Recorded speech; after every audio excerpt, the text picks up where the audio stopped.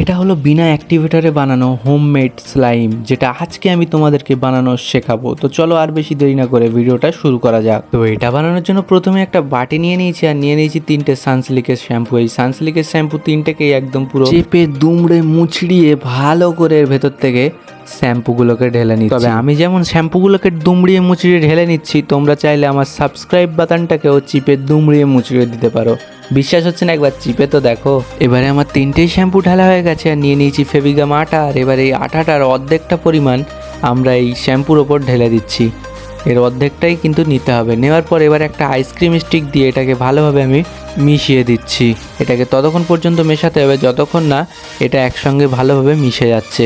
আর এখানে আমি ভিডিওটাকে ফাস্ট করিনি, যাতে তোমরা বুঝতে পারো আমার এখানে এটা মেশাতে কতক্ষণ সময় লেগেছে। আর এখন আমার এটা মেশানো হয়ে গেছে, আর এখন আমি স্টিকটাকে পরিষ্কার করে 2 স্টিক বেকিং সোডা নিয়ে এসে এর মধ্যে দিয়ে দিয়েছি। বেকিং সোডাটা তোমার মায়ের রান্নাঘর থেকে চুরি করে নিয়ে চলে আসবে, এনে এতে দিয়ে দেবে। দিয়ে এটাকে ভালো করে মিক্সড করতে হবে ততক্ষণ পর্যন্ত যতক্ষণ আবার এটা ভালোভাবে না একসঙ্গে মিশে যায়। তো আমার এখানে এটা মেশানো হয়ে গেছে, আর এবার আমি স্টিকটাকে আবার পরিষ্কার করে নিচ্ছি। আর এবার নিয়ে নিয়েছি ব্রো প্লাসের আমার এটা 10 টাকার কৌটো।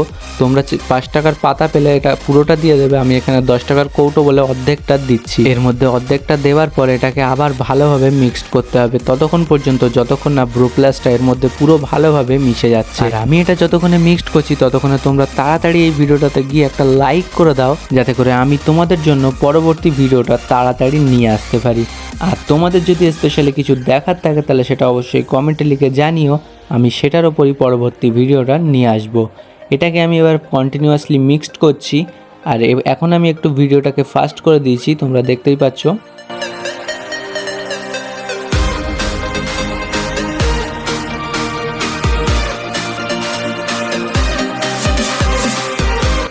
এটাকে মিক্সড করতে করতে যখন দেখবে এটা ঠিক এইরকম পর্যায়ে চলে এসছে, একটু আঠালো হয়ে গেছে, অনেকটা দেখতে স্লাইমের মতন লাগছে, তখন এটাকে ভালোভাবে আর একটু ফাটিয়ে এটাকে রেস্টে রেখে দেবে 10 মিনিট।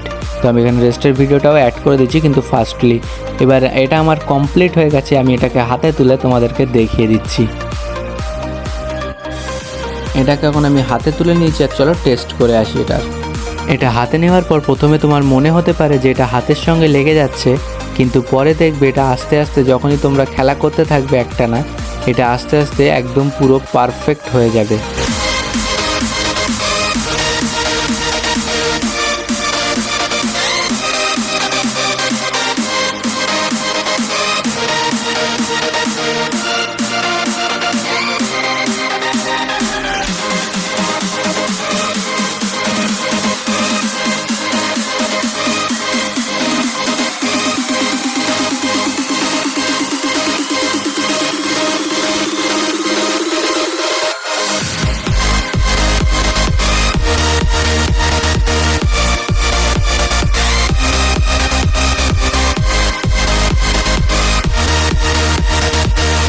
আজকের জন্য এতটাই। ফিরে আসছি কোনো নতুন ভিডিওতে নতুন টপিকের সঙ্গে। ততক্ষণের জন্য টাটা, বাই বাই।